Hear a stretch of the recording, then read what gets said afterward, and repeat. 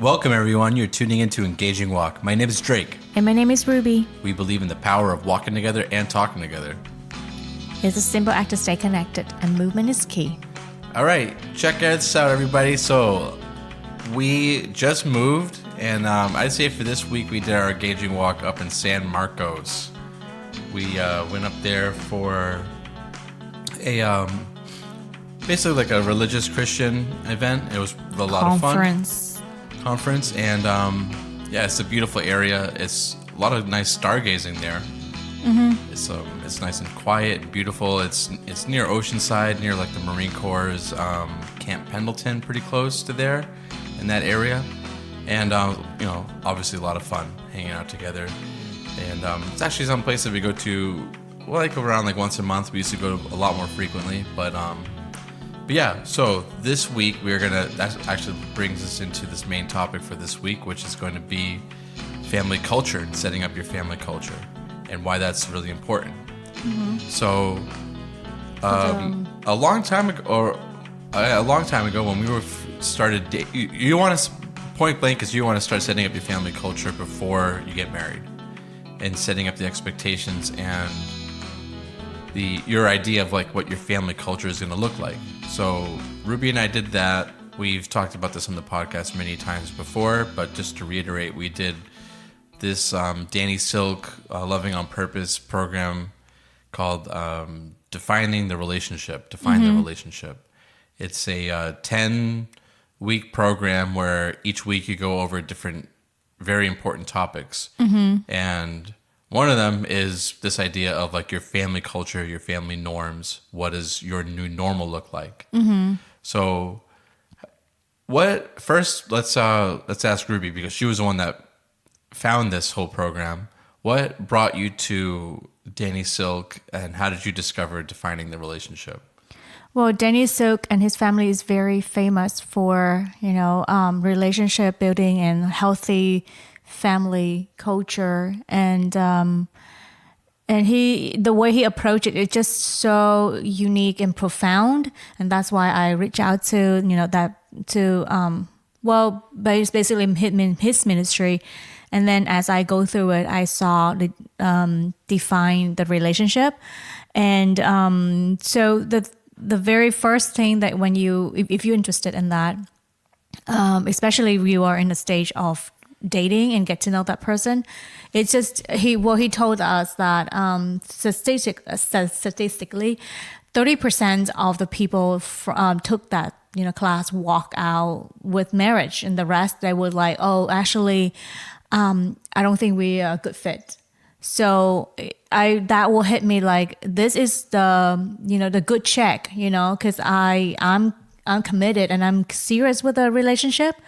And I also sense the same things from you. So I think like, hey, if we are really, want to define this relationship, let's do this. So that's why we took the class, the course, and I think that week when we talk about, I believe the title is like your normal, like the way you grow up is your normal, but then two individuals have different normal and how you bring it together, and that is the beginning stage of forming your culture, and because it's just finding the common ground for two individuals to start create the family, because now it's not my family's culture, it's not your family culture, it's our family culture, and it's up to us to decide what is it going to look like,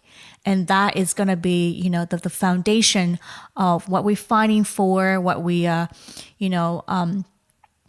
protect, and also that's what are we going to pass on to our children. And that I think is very important to have the family culture formed at the beginning stage of even before marriage. Yeah, and this whole idea of defining the relationship is really important, because a lot of people now, whether they call it like hookup culture or talking phase is fine, but you should be dating with a purpose. You should be dating with okay, this is something that I don't want to waste my time. I want this to come into a marriage at a certain point. And that timeline is different for everybody at different stages of their life, but that should be the goal of why you're dating. And the dating is a feeling out process of like, hey, are we a good fit for each other?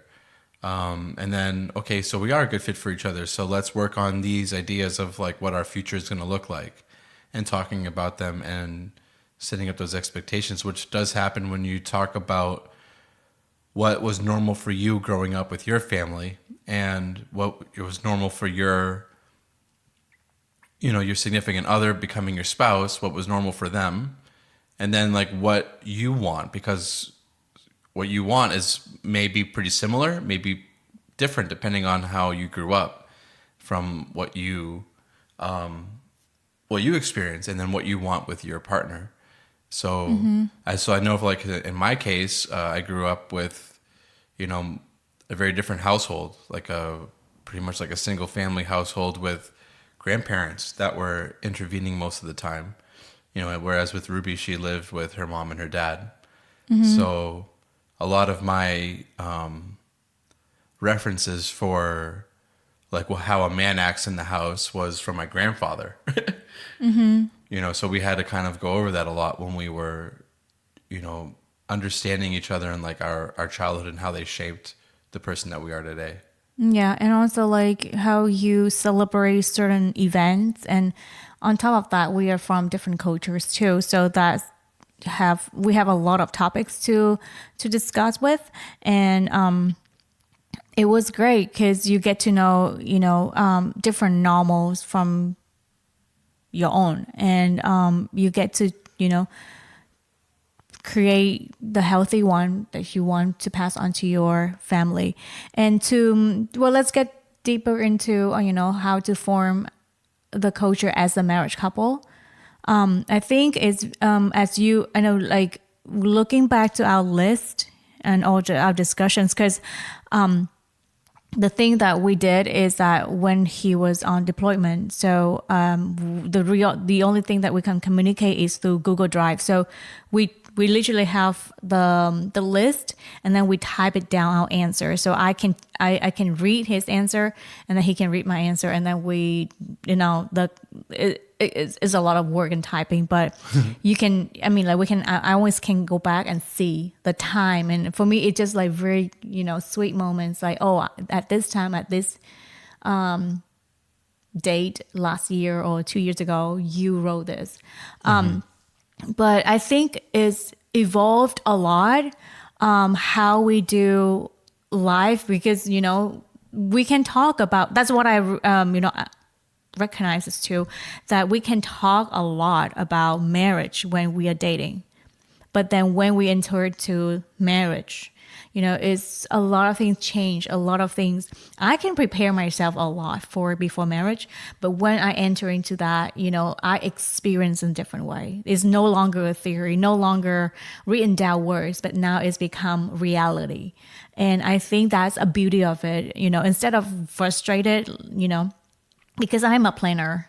But, God would say like, no, this is the beauty of being, the reality that you get to leave it out, things that you wanted. Of course, nothing gonna be like exactly how we imagine.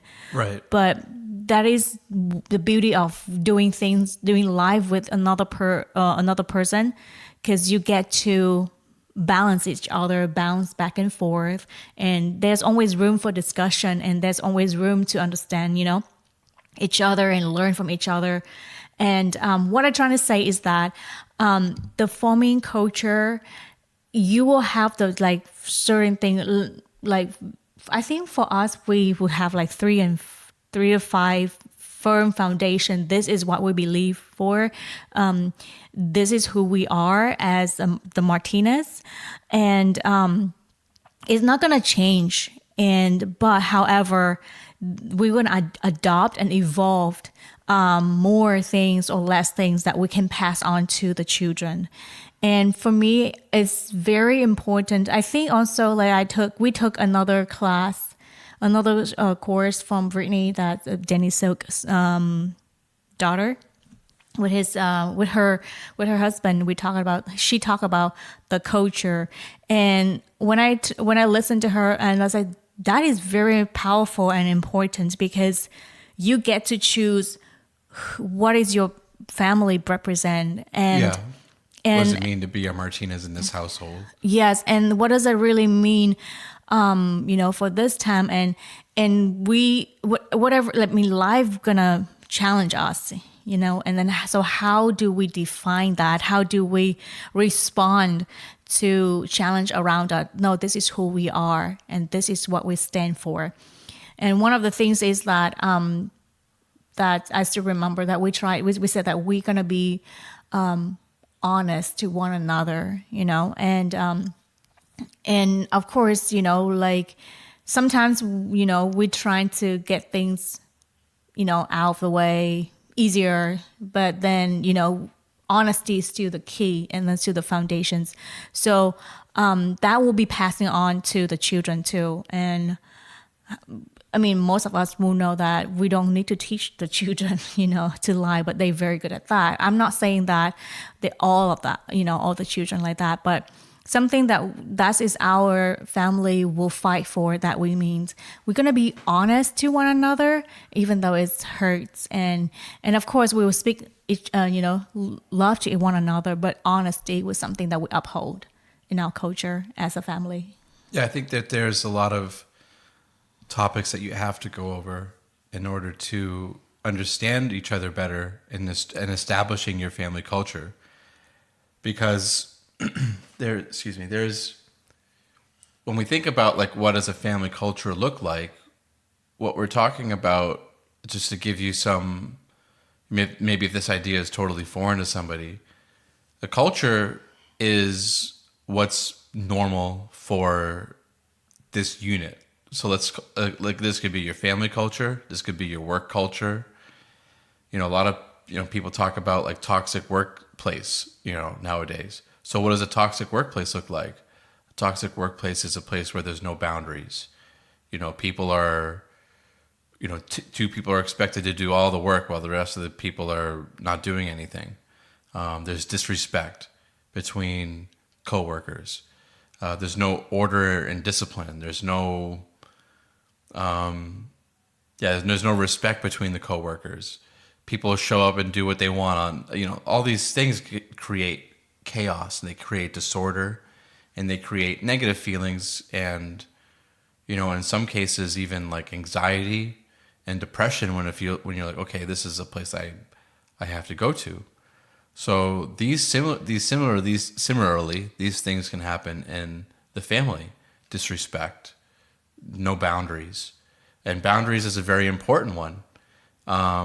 Boundaries have to be agreed upon of what is, we talked about this in one of our previous episodes, but that goes into your family culture, your boundaries of what will we consider normal in terms of communicating with somebody outside of our family, especially if it's male to female or female to male, things like that. You have to be clear on those things, and the boundaries have to be clear, and they have to be, adhered to in order to maintain that trust. So all of these things, honesty, trust, boundaries, and then also like some things that could derail the whole relationship if, you're not careful. Things like, how are we going to deal with family, and I'm really glad that, Ruby and I went over those things, because we have pretty similar culture, even though we're from very different areas, in terms of like how we deal with immediate family. We said from the beginning, like, yes, we want to help family, but we don't want to do it at the expense of us. So there's a whole lot of things to discuss, and yeah, life changes. Like Ruby was talking about, theory then becomes put into practice, but at least we have these standards and norms that we agree like are important to us and important to each other going into our family. Mm-hmm. So as for the Martinez, we agree on that we will communicate honest with each other, and we choose love over fear, and we choose connection, and we will fight for the justice. We will represent, the love of God, and be kind and nice and be generous to the people around us.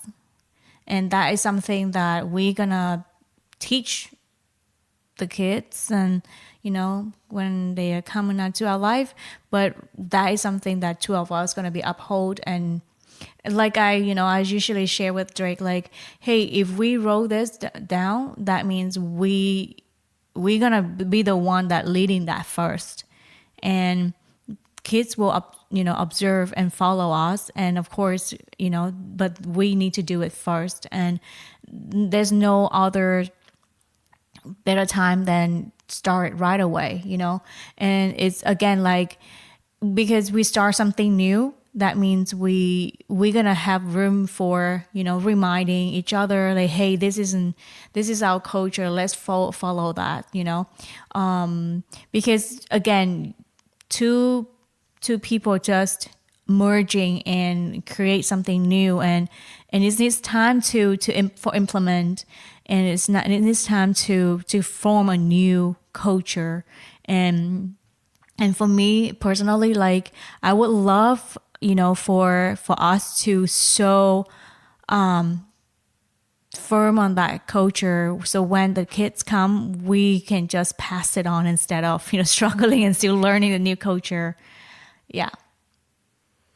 What was some of the important aspects of like developing our culture for you, like when we first started living together? For me? Mm-hmm. Can you say that questions again? It's like, what was some of the important aspects of developing our culture together when we first started living together as a married couple? Well, I would say communication. And then again, just be nice and be kind to each other, and remind, hey, this is what we agree on, and let's do that. And encouragement, affirmation when I see you doing, things that we agree on. Like, hey, great job on that. And just be kind and be nice to each other, and encourage each other to do the new culture that we agree on. Mm-hmm. What about you? I think in the beginning, there was a lot of struggle in terms of, we might have mentioned this in previous podcasts, it was worth reflecting on again, is this idea behind how much of a planner Ruby is, and how, like, I'm just like, yeah, well, this is what we're going to do today. And like, she's like, that doesn't work for me. Mm-hmm. I want a plan for the week. And again, do we always adhere to our plans for the week? Not really. We more or less do. Sometimes, some weeks more than others.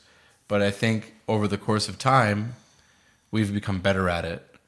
Mm-hmm. And, of course, we have a couple of weeks like this last week where we were moving, and that just, that's like your whole life that for those 2 or 3 weeks is just moving. But there were a lot of times when we had our goals written down for the week. We had our tasks that we wanted completed, and we were pretty good about completing all of them, even with our busy schedule, or at least most of them. Mm-hmm. And that was a process that from the beginning was not a thing. From the first week that we started living together as a married couple, we didn't have, a calendar. We didn't have like tasks. We didn't have goals for the week. I did. But we didn't have it as like a married couple. Yes. And then that slowly over time became a thing. And now it's one that Ruby doesn't even need to tell me, like, oh, hey, let's get our goals for the week. A lot of times I write them down.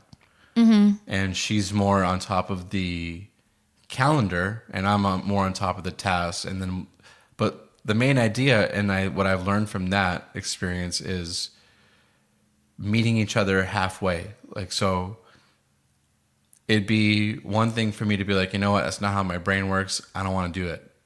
And that's the end of it.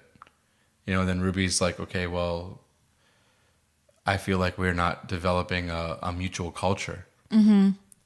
And then I could be like, well, you know what? That's too bad because I don't work that way. You could work that way and I'll work my own way. And then that's again, this is not connecting. This is disconnecting because my goal is to connect with you through the calendar. You know, so it's the whole point of it is so that we have time for date nights, so that we have time for things that are important to us. And you know, I'm not saying everybody needs to have a calendar. Everyone needs to have a couple's task list.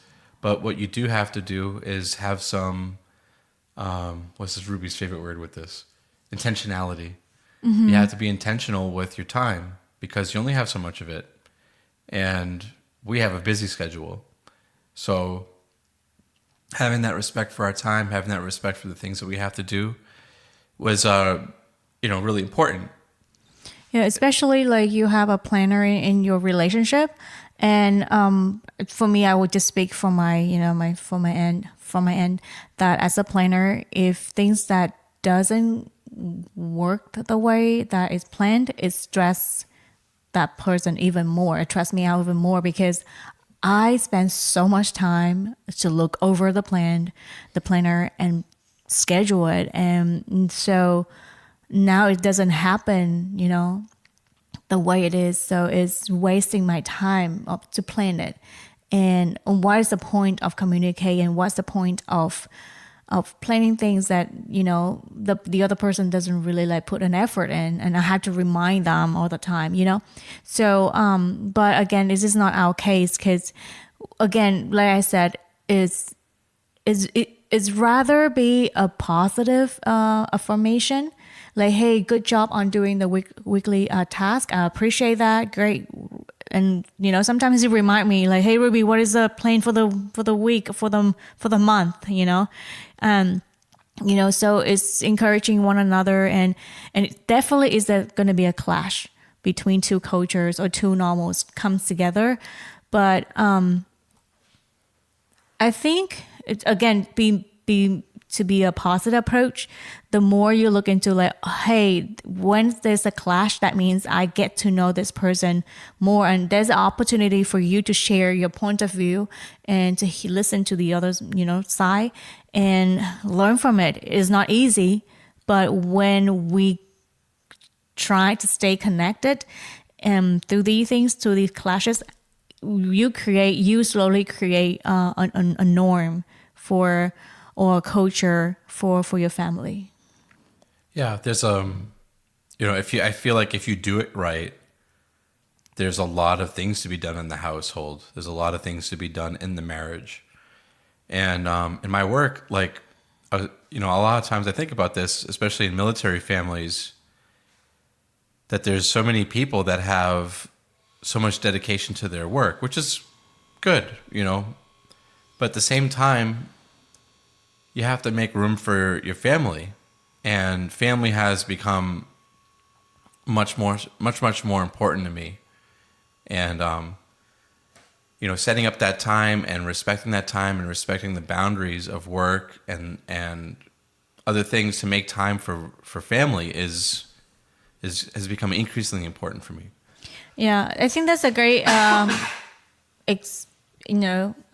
example, because like I shared a little bit earlier, that things gonna come and challenge that culture that you create.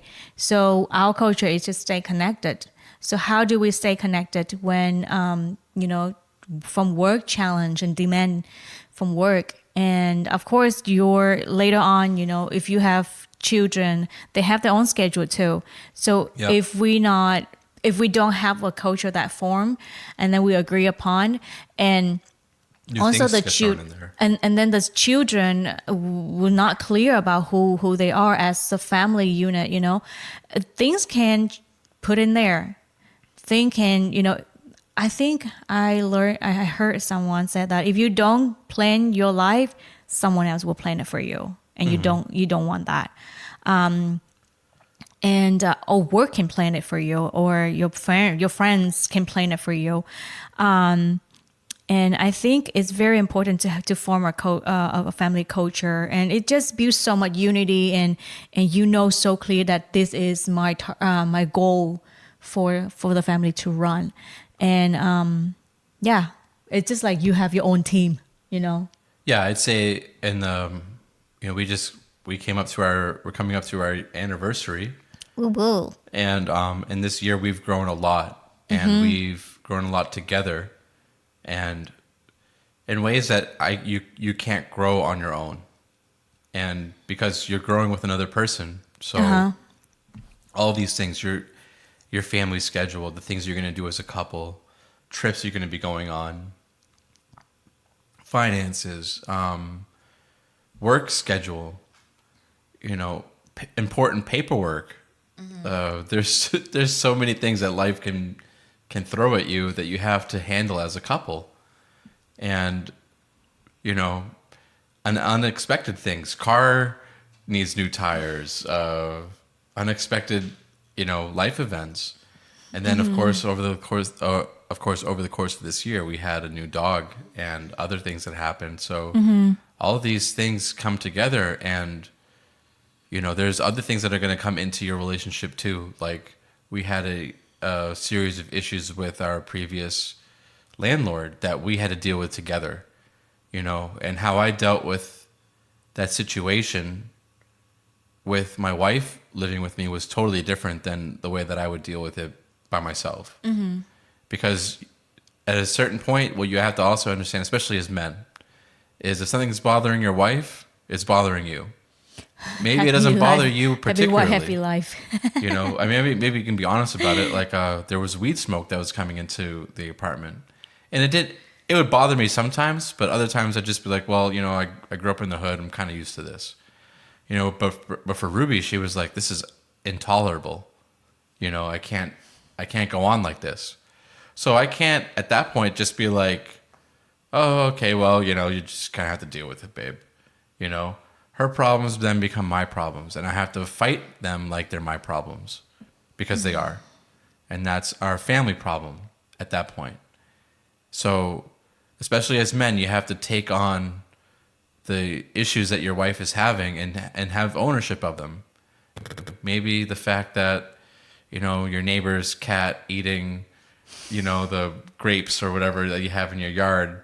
If it's really bothering, your wife, you have to address the issue, and your issues become together. You're the head of the household. Yeah, you're the head of the household, and but and I remember when I was going through that, and I was just like every day battling with these people in terms of like trying to make this this problem go away. I remember people at work were like, "Hey, I could see that you're this is really bothering you, and it's like something that you put a lot of time and energy into making sure that like your family's good, and I respect that, and that's how we have to deal with problems, and that's like taking ownership. It's not taking control over another person. It's taking ownership and saying like, yes, we're a partnership, we're a team, and we act like it. So one more thing that I think also, like if you have been married for years, it's also good to like sit down and talk, because you have more depth into of your marriage. So sometimes, again, life happens and children just get you busier in your life. And I just take some time and, to review and revise your family culture. And, that will be a great, time to look back on like who we are as a family, and how do we show it strong and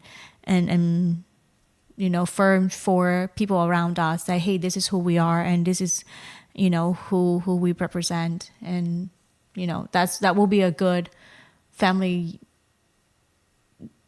catch up, and almost like a renewal of vows almost, but reviewing not the your vow, family but culture. like this also involved into your children too, like hey, this is who we are as as a family. And I think that will be powerful to because when we know who we are and what we represent for, we kind of like that's our focus, and we live for it. Yeah, Yeah, so we're going to continue on with this series about developing and reviewing family culture, and how and this really important topic is a lot of like the meat and potatoes of relationship. So just like our intimacy series, we're going to continue on with this topic next week, and also make sure that you look out for our Yosemite Sequoia trip. We have that special. So hopefully it's out by now, but it's crunch time, and we're and it was a really great trip, and we're really excited to see you guys experience that trip with us. Yeah. So with that, we're going to be wrapping up this week's episode, and we're going to go more into family culture next week. So make sure that you like, subscribe, comment, and give us your feedback if you're on Apple Music Podcasts, or if you're on Spotify. You're watching our videos on YouTube. We appreciate you guys. We're also on Facebook and Instagram, so make sure you check out our account there. It's Engaging Walk. You can also find out more information at www.engagingwalk.com. And is there anything else, or? Well, we will move to our assignment that if you have not created your family culture, this is time for you and just, take a walk and ask your partner, like, hey, what do you want us to know for? And how do we, what is that? So that we can start writing down. And start off small. Start off with like 3 items of what you would like to see your family culture look like, and just go back and forth on it, and make sure that you're clear on those understandings. Yeah, and that is that probably would be our assignment for this week. Yeah, 3 items that you'd like to see in your family culture, and share them with us. Share these ideas in the comments. Well, with that, we want to thank you guys for tuning in. My name is Drake. And my name is Ruby. And we are signing out. Bye.